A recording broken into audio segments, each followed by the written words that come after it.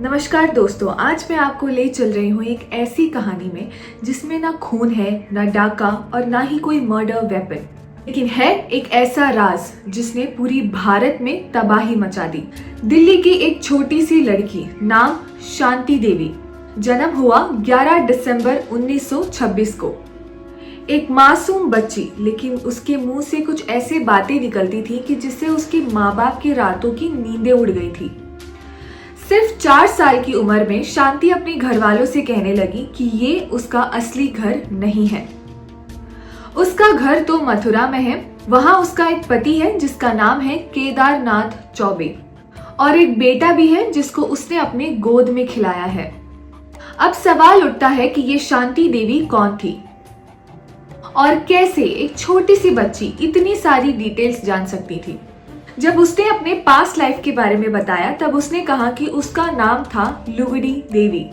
लुगड़ी देवी का विवाह हुआ था एक कपड़ों के व्यापारी से जिसका नाम था केदारनाथ। उनका एक बेटा भी था, लेकिन दुख की बात यह थी कि लुगड़ी देवी की मौत 1925 में उनके बेटे को जन्म देने के वक्त हो गई और बस 1 साल बाद 1926 में शांति देवी ने जन्म लिया। एक तरफ थी शांति देवी की करंट फैमिली, उसके माँ बाप, भाई बहन, दिल्ली का घर, और दूसरी तरफ थी लुगड़ी देवी की पुरानी फैमिली जिसमें शामिल थे उसका पति केदारनाथ और उनके बेटे। दोनों परिवार वालों का राज एक छोटी सी लड़की के जुबान से सामने आने वाला था। शांति देवी के क्लेम सुनकर सब हैरान थे, लेकिन ये कोई छोटी मोटी बातें नहीं थी। उसने अपनी माँ को कहा कि मेरा नाम शांति नहीं है, मैं तो लुगड़ी देवी हूँ, मथुरा में रहती हूँ, मेरा पति है केदारनाथ और मेरा एक बेटा भी है। अब सोचो दोस्तों, एक 4 साल की बच्ची अगर आपको ऐसा बोल दे तो आप क्या करोगे?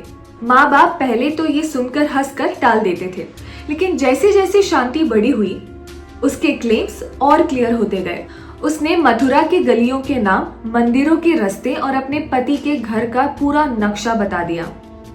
उसने कहा कि केदारनाथ के घर के बाहर एक नीम का पेड़ है, घर के अंदर एक छोटी सी चौकी है जिसमें वो बैठ के रोज पूजा करती थी, और सबसे हैरानी वाली बात कि उसने अपने पति के पेट के एक ऐसे निशान के बारे में बात की जो सिर्फ उसके घर वाले जानते थे। जब दिल्ली के टीचर्स और प्रिंसिपल ने ये सब सुना तब उन्हें लगा कि इस बात को सीरियसली लेना चाहिए। न्यूज़पेपरों तक ये बात पहुंची और फाइनली केदारनाथ और उसकी फैमिली को बुलाया गया। जब केदारनाथ ने शांति देवी को देखा तो वो बस चुप हो गया, क्योंकि एक छोटी बच्ची उसे इतनी पर्सनल बातें बता रही थी जो सिर्फ और सिर्फ उसकी बीवी लुगड़ी देवी जानती थी। और जब शांति ने अपने बेटे को देखा तो उसे उसने अपने गोद में बैठाया और आंखों से आंसू बह गए, एक असली माँ की तरह। और ये सब लोगों के सामने हुआ, इसलिए ये पता था कि ये कोई मजाक नहीं हो रहा है। केस इतना बड़ा हुआ कि बात गांधी जी तक पहुंच गई।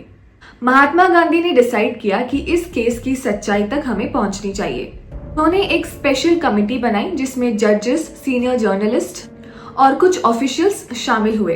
कमेटी ने फैसला किया कि शांति देवी को मथुरा ले जाया जाएगा और वहां उसने घर के कोने कोने को पहचाना।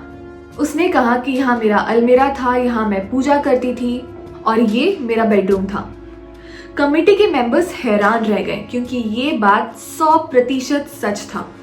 उन्होंने कंक्लूड किया कि शांति देवी का केस एक ऑथेंटिक री-इनकार्नेशन केस है, और बाद में गांधी जी ने भी इस बात को एक्नॉलेज किया। दोस्तों, अब सवाल ये है कि शांति देवी को ये सब कब से याद आने लगी? हिस्ट्री के हिसाब से जब वो सिर्फ 3-4 साल की थी तब उसने पहली बार अपनी माँ को ये सब कहा था। सबसे पहले तो लोगों ने शांति देवी की कहानी पर विश्वास क्यों किया?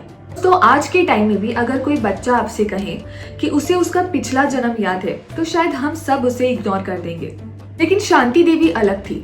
उसने अपने पुराने पति का नाम, घर का लोकेशन, घर के अंदर क्या क्या सामान थे, सब कुछ इतने डिटेल्स के साथ बताया जो एक छोटी सी बच्ची के लिए नामुमकिन होता है। वो मथुरा गई और बिना किसी गाइड के घर के कोने कोने को पहचान गई, शहर के कोने कोने को पहचान गई। तब लोगों को ये यकीन हो गया कि शांति देवी सच कह रही थी। और अब सवाल ये है कि ये केस इतना बड़ा नेशनल और इंटरनेशनल इशू कैसे बना? 1930s के टाइम पे जब इंडिया में महात्मा गांधी ने खुद एक कमेटी बनाई और रिपोर्ट रिलीज किया तो इस केस ने पूरे देश का ध्यान खींच लिया। न्यूज़पेपर्स में हेडलाइन छपती है कि एक छोटी लड़की कहती है कि वो अपने पुराने जन्म की सारी यादें ताज़े हैं। BBC, European researchers, American psychologists, इन लोगों ने भी इस केस को अच्छे से स्टडी किया। इस तरह का एक ऑथेंटिकेशन रीइंकार्नेशन केस दुनिया के लिए बहुत रेयर था और इसलिए ये कहानी सिर्फ इंडिया तक सीमित नहीं रही। और आज तक भी ये केस इतना फेमस क्यों है? सिंपल सी बात है, क्योंकि इस केस को प्रूफ या डिसप्रूफ करना नामुमकिन था। शांति देवी के स्टेटमेंट्स को गांधी जी की कमेटी ने जेन्युइन माना था। उसके बाद कई रिसर्चर्स ने उसका इंटरव्यू लिया और हर जगह उसके जवाबों ने सबको हैरान कर दिया। और इसी वजह से आज भी साइकोलॉजी, स्पिरिचुअलिटी और रीइंकार्नेशन के टॉपिक्स में शांति देवी का केस सबसे टॉप पे आता है। अब सवाल ये नहीं है कि शांति देवी का पिछला जन्म सच है या नहीं। सवाल ये है कि उसने जो डिटेल्स बताए वो इतने ऑथेंटिक कैसे थे और ये राज आज तक अनसॉल्व्ड है। वैसे इंडिया में तो लोगों के लिए ये एक स्पिरिचुअल बिलीफ का कंफर्मेशन था, लेकिन वेस्टर्न वर्ल्ड में साइकोलॉजिस्ट और रिसर्चर्स के लिए ये सबसे बड़ा चैलेंज बना। उन्होंने एक्सेप्ट किया कि शांति देवी का ये केस एक अनएक्सप्लेन्ड फिनोमेना है। तो दोस्तों, शांति देवी की कहानी ने सिर्फ एक छोटी लड़की की जिंदगी नहीं बदली, बल्कि पूरी देश और दुनिया को हिला दिया। एक 9 साल की बच्ची ने अपने पुराने पति, अपना बेटा और पुराने घर को पहचाना और उसकी कही हुई हर एक डिटेल सच निकली। गांधी जी तक को इन्वेस्टिगेशन करना पड़ा और दुनिया के साइंटिस्ट भी इस बात का जवाब नहीं ढूंढ पाए। तो क्या ये एक असली जन्मांतर का सबूत था या फिर एक साइकोलॉजिकल मिस्ट्री जो आज तक अनसॉल्व रहा? जो भी हो, एक बात पक्की है कि शांति देवी का केस आज भी रीइंकार्नेशन की दुनिया का सबसे बड़ा राज बना हुआ है। आपको क्या लगता है, क्या इंसान दोबारा जन्म लेता है या ये कहानी थी? अपने विचार कमेंट्स पे बताइए। और हाँ, अगर आपको ये कहानी पसंद आई हो तो वीडियो को लाइक करें, शेयर करें और सब्सक्राइब करना मत भूलिए। ऐसे ही असली और रोमांचक कहानी मैं आपके लिए लेकर आती हूँ सिर्फ और सिर्फ क्राइम टेल्स बाय दृशा पर। मैं हूँ दृशा और फिर मिलती हूँ एक नए राज के साथ। तब तक के लिए stay curious and stay safe. नमस्कार।